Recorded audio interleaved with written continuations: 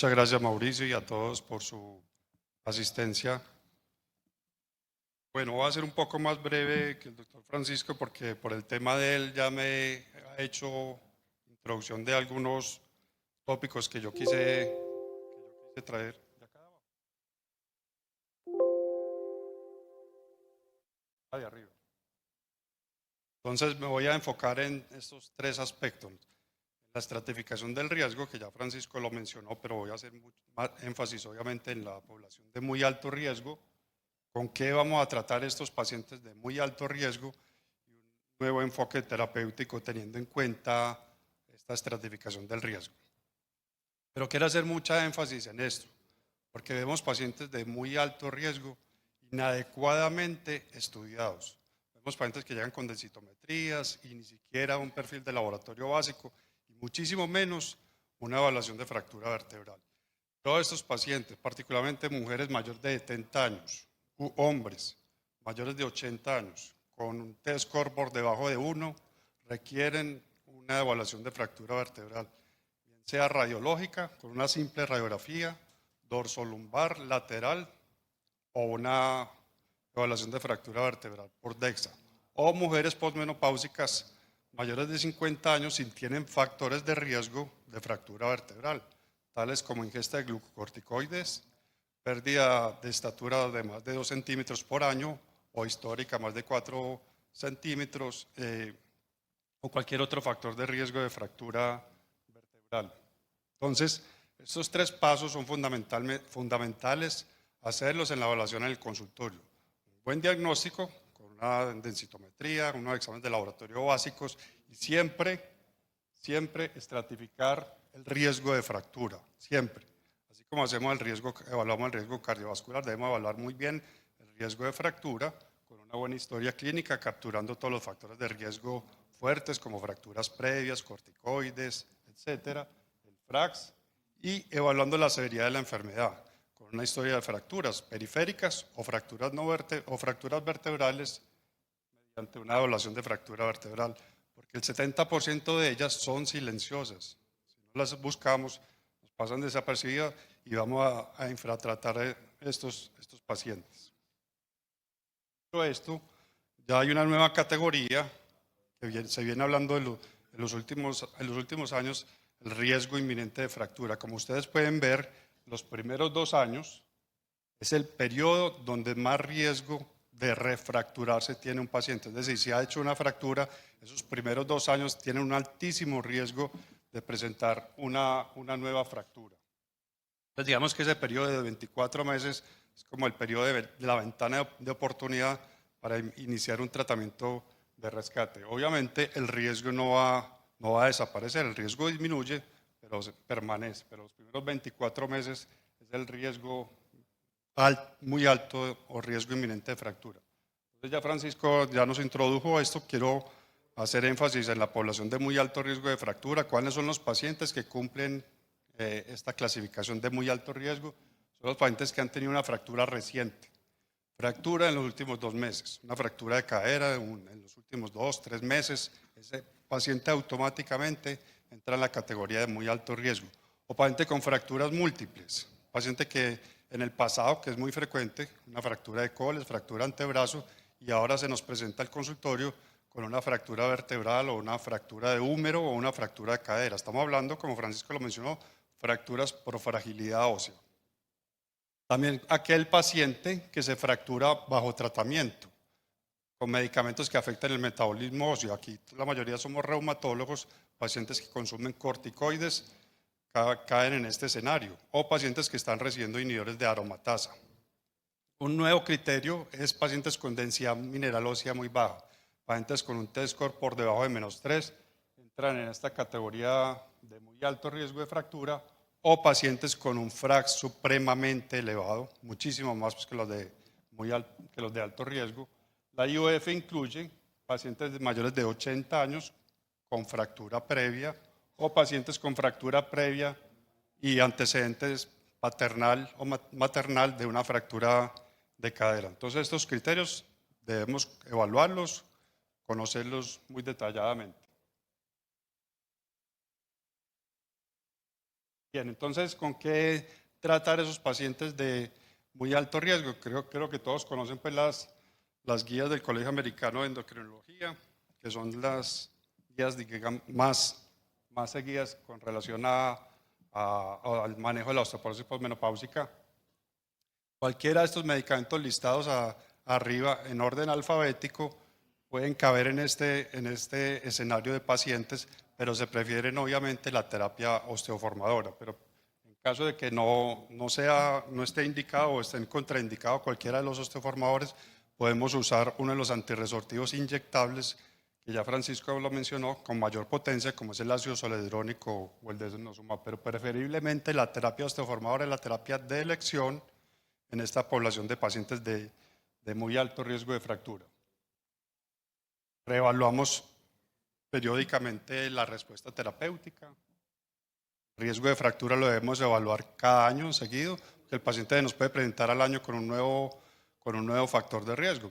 Se le diagnosticó una polimialgia reumática y está consumiendo glucocorticoides. Entonces debemos evaluar periódicamente el riesgo de fractura y ya dependiendo del esquema terapéutico que se seleccione, ya mencioné pues que la terapia osteoformadora es la elección, pero si le vamos a dar teriparatide, recordar pues que son 24 meses y siempre debe ser seguido de una terapia antirresortiva, bien sea oral o inyectable, lo que se llama pues la terapia secuencial que voy a mencionar más adelante.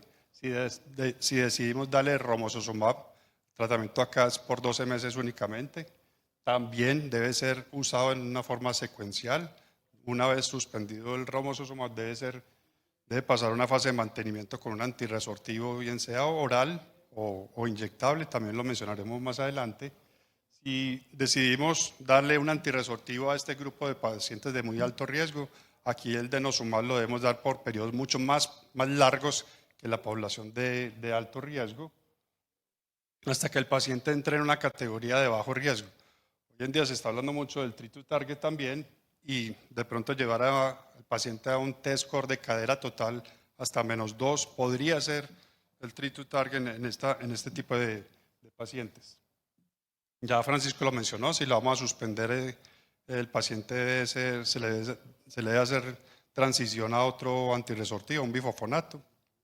Y si decidimos darle zoledrónico a esta población, como Francisco ya lo mencionó, de acuerdo a la extensión del Horizon, aquí lo debemos usar por periodos más prolongados, hasta periodos de 6 años. Entonces, ¿cuál es el nuevo enfoque terapéutico? Ya Francisco lo mencionó, pero básicamente es de acuerdo a la clasificación del riesgo. Todos estos pacientes deben tener una suplementación muy óptima de calcio, vitamina D, no olvidar eso. A veces vemos pacientes con antirresortivos, osteoformadores y que no reciben una suplencia adecuada de calcio y vitamina D. El ejercicio y la prevención de caídas, el manejo de la sarcopenia en estos pacientes tan frágiles es fundamental. Muchas veces lo olvidamos. Entonces el paciente está en la categoría de bajo riesgo, alto riesgo o muy alto riesgo, que es lo que me corresponde a mí. Debe ser manejado con la terapia que ha demostrado mayor eficacia antifractura. Y ya hay evidencia que lo sustenten, que la mejor terapia en prevención de fractura es la terapia secuencial. Y lo vemos nuevamente en esta categoría de pacientes de muy alto riesgo. Entonces la terapia osteoformadora es la mejor opción, seguido por 12 o 24 meses de acuerdo al osteoformador indicado, y luego siempre pasar a la terapia de mantenimiento con un antirresortivo. Entonces, ¿por qué terapia secuencial? Porque ya se demostró que el esquema secuencial importa, que ha demostrado que los pacientes que han recibido terapia secuencial con primero un anabólico y luego un antirresortivo, como lo pueden ver en verde, tienen menos tasa de fracturas. Ya hay varios estudios que lo sustentan. El estudio de teriparatide comparado con alendronato en corticoides y los estudios pivotales del romosozumab comparados con antirresortivos.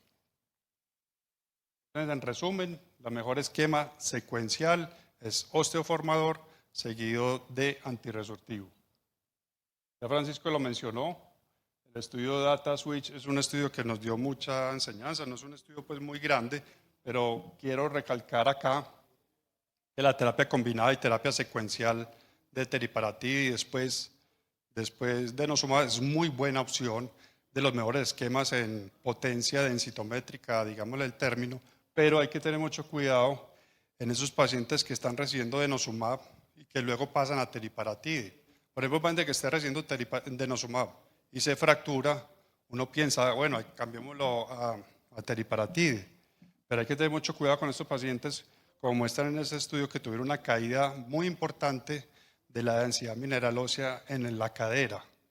Entonces, probablemente en ese escenario, esta pudiera ser una de las pocas indicaciones de usar terapia combinada. Es decir, el paciente está recibiendo denosumab y tiene indicación para teriparatide, se lo adicionamos.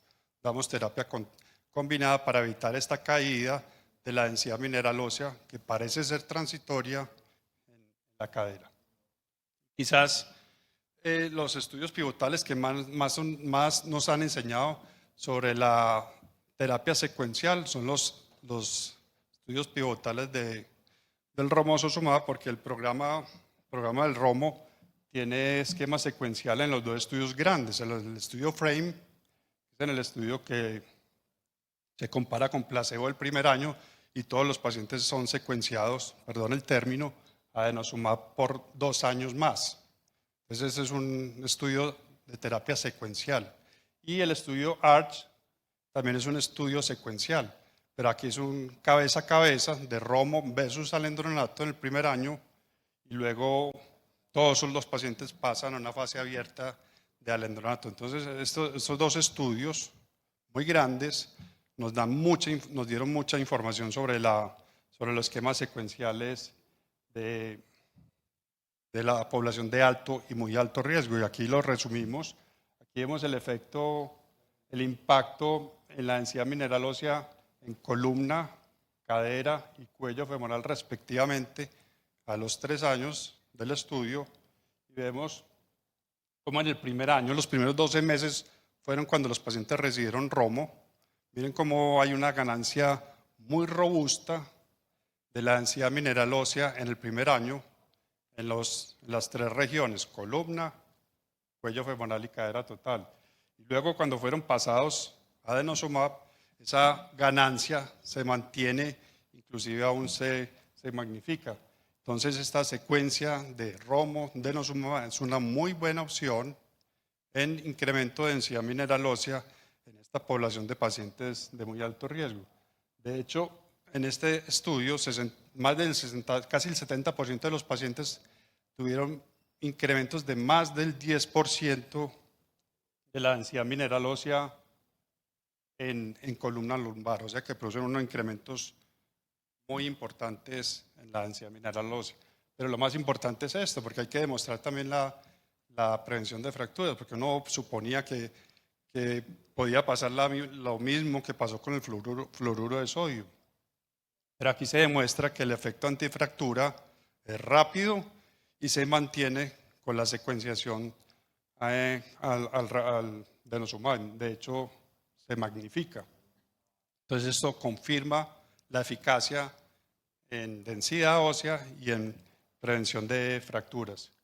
Y finalmente, el estudio comparado con alendronato, aquí en el primer año pueden ver ustedes, en el primer año, como hay un incremento del casi el 14% en un año, en columna lumbar, en el grupo de romo, comparado con 5% alendronato, y todos los pacientes pasaron una fase abierta de alendronato y como ambos, los pacientes que recibieron romo, como hay un incremento progresivo también de la densidad mineral ósea. O sea que la secuenciación de romo alendronato es una muy buena opción. En resumen, podemos ver que la terapia secuencial, sin duda alguna, es la mejor opción terapéutica en estos pacientes de alto, de muy alto riesgo de fractura, quizás seguido por la terapia combinada que todavía no está muy aceptada por la mayoría de los expertos.